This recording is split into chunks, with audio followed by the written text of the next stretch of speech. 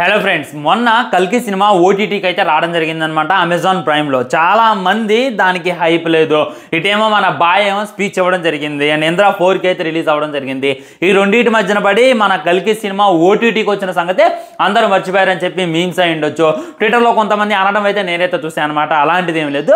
ఇప్పుడు ఓటీటీలో ట్రెండింగ్ వల్ల నిలబడింది ఈ కల్కి సినిమా. మొన్నటిదాకా మహారాజా సినిమా ఉండొచ్చు, వేరే వేరే సినిమాలు అయితే ట్రెండింగ్లో నిలబడ్డాయి. వాటన్నిటిని కూడా కిందకి తన్ని మరి కల్కి సినిమా ఓటీటీలో ట్రెండింగ్ 1గా నిలబడింది అనమాట. అమెజాన్ ప్రైమ్ కూడా జై అని లేసాయి అండ్ కొన్ని వెబ్సైట్లు కూడా ఆన్ అయిపోయాయని చెప్పి నిన్నైతే కొన్ని ట్రేడ్ వర్గాలు అయితే తెలియజేయడం జరిగింది అనమాట. సో నిన్న అసలు చూద్దాం అని చెప్పి నేనైతే అనుకున్నాను.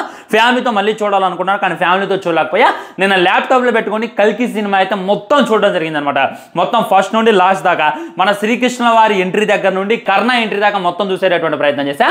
నాకైతే కొన్ని విషయాలు అయితే తెలిసాయి అనమాట. అవేంటి అనేటటువంటిది ఈ రోజు ఈ వీడియోలో మాట్లాడుకునేటటువంటి ప్రయత్నం చేద్దాం. మొట్టమొదటి మనం మాట్లాడాల్సింది ఏంటంటే కల్కి పార్ట్ ఏదైతే ఉందో అదంతా కూడా కర్ణ యొక్క బయోపిక్ లేక మహాభారతంలో ఉన్నదంతా కూడా మనకి చూపించేటటువంటి ప్రయత్నం చేస్తారా, మహాభారతం సీక్వెన్స్ ఉంటాయా అని చెప్పి చాలా మందికి అయితే కొన్ని డౌట్స్ అయితే వస్తున్నాయి అనమాట.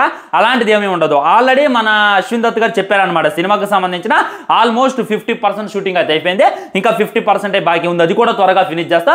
వీలైతే 2026 కల్లా కల్కి పార్ట్ 2 రిలీజ్ చేసేటటువంటి ప్రయత్నం చేస్తామని చెప్పి ఆయన అయితే తెలియజేసిండు. దీన్ని బట్టి మనం అర్థం చేసుకోవాల్సింది ఏంటంటే మహాభారతం సేమ్ కల్కి సినిమాలో ఇన్వాల్వ్ చేసినట్లే అందులో కూడా ఇన్వాల్వ్ చేసేటటువంటి ప్రయత్నం చేస్తారు. మధ్యలో కొన్ని సీక్వెన్స్లు అయితే వచ్చిపోతాయి అనమాట మహాభారతంలో జరిగినటువంటివి. మరి కర్ణనే మోస్ట్ పవర్ఫుల్ అన్నారు. మరి మన పురాణాలు చూసుకున్నా, పండితులు చూసుకున్నా కానీ ప్రతి యుద్ధంలో ఓడిపోయాడు. ఆయన గెలిచిన యుద్ధాలు 1-2 కూడా లేవు. యుద్ధంలోనూ ఓడిపోయిన కర్ణుడు మహావీరుడు ఎలా అవుతాడండి? అర్థం లేనమాట. కర్ణుడు ఏదైతే ఉందో యుద్ధం నుండి పారిపోయిందో, కర్ణుడు ఏదైతే ఉన్నారో కర్ణుడు అంత యోధుడు కాదు, అర్జునుడు కన్నా గొప్పవాడైతే కర్ణుడు ఏమాత్రం కాదు అనేటటువంటిది అయితే వీళ్ళంతా కూడా తెలియజేస్తున్నారు. మరి ఆయన ఎందుకు అంత గొప్పవాడు? లాస్ట్లో ప్రభాస్కి కర్ణుడి క్యారెక్టర్ ఇచ్చిందంటే అది ఏదో ఎపిక్ క్యారెక్టర్ అయి ఉంటుంది కదా. మరి అంత క్యారెక్టర్ ఇచ్చిందంటే నాగశ్విన్ ఇంకేదో ప్లాన్ చేసిండు అని చెప్పి మనమైతే అనుకున్నాం. కాకపోతే మనమంతా అనుకుంది ఏంటి, ఈ కల్కి క్యారెక్టర్ తనకి శ్రేమ అని చెప్పి అనుకున్నాం. కానీ కల్కి ఎవరు అనేటటువంటిది ఏమాత్రం కూడా రివీల్ చేయలేదు. అలా రివీల్ చేయకుండా చూపించాలంటే 100% అనుకోవచ్చు కర్ణ క్యారెక్టర్ ఈజ్ మోస్ట్ గ్రేట్ అనమాట.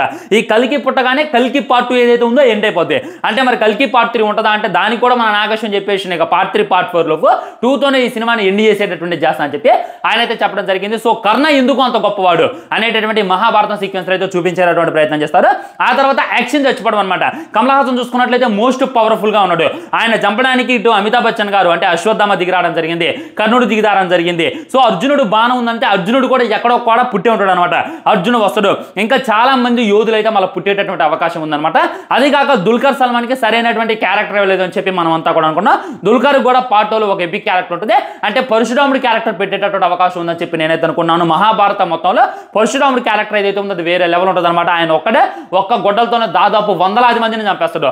ఆయన ఎంట్రీ కూడా కల్కి పార్ట్ 2లో ప్లాన్ చేస్తారేమో అని చెప్పి ఈ కల్కి 1 ఓటీటీలో చూస్తున్నప్పుడు నాకైతే అనిపించింది అనమాట. ఇంకొన్ని బ్రేక్ డౌన్ విషయాలు అయితే ఉన్నాయన్నమాట. అండ్ థియేటర్లో ఉన్న ప్రింట్ అయితే వాళ్ళు యాజ్ గా దింపలేదు, కొన్ని అయితే కట్ చేసేసారనమాట. ఉదాహరణకు చెప్పాలంటే హీరోయిన్ బిగినెస్ నేను సముద్రం దగ్గర ఉంటుంది కదా, అదైతే మీకు ఓటీటీలో కూడా ఎక్కడ కనపడదు. దానివల్ల అయితే కొంతమంది డిసప్పాయింట్ అయిపోయారు అనమాట. అయినా సరే చూస్తుంటే నిజంగా గూస్బంప్స్ వస్తున్నాయి ఫ్రెండ్స్. థియేటర్లో చూసినప్పుడు ఏ ఫీలింగ్ అయితే వచ్చిందో, థియేటర్లో చూసినప్పుడు ఎలా అయితే అనిపించిందో దానికి మించి అయితే ఓటీటీలో చూస్తున్నటువంటి ఫీలింగ్ అయితే ఇంకా ఎక్కువగా ఉందన్నమాట. మొబైల్లో చూస్తున్నప్పుడే వేరే లెవెల్ అనిపించింది. ఇక హోమ్ థియేటర్ ఆన్ చేసుకొని ల్యాప్టాప్లో అయినా టీవీలో అయినా పెద్దగా పెట్టుకొని బేస్తో వింటే పరిస్థితి ఏంటి అనేటటువంటిది ఊహిస్తేనే భయంకరంగా ఉంది. డెఫినెట్లీ ఓటీటీలో వెళ్ళి కల్కి సినిమా చూసేటటువంటి ప్రయత్నం చేయండి. సినిమా మొత్తాన్ని బ్రేక్ డౌన్ చేస్తూ ఒక ఫుల్ వీడియో చేసేటటువంటి ప్రయత్నం చేస్తా. దానికి సంబంధించినటువంటి వీడియో ఖచ్చితంగా సండే అయితే అప్లోడ్ చేస్తా ఫ్రెండ్స్. ఉంటా మరి బాయ్. ఛానల్ సబ్స్క్రైబ్ చేయండి, వీడియో లైక్ చేయండి, వీలైనంత వీడియోని షేర్ చేయండి. వందే మాత్రం చేసింది. ఉంటా బాయ్, నమస్కారం.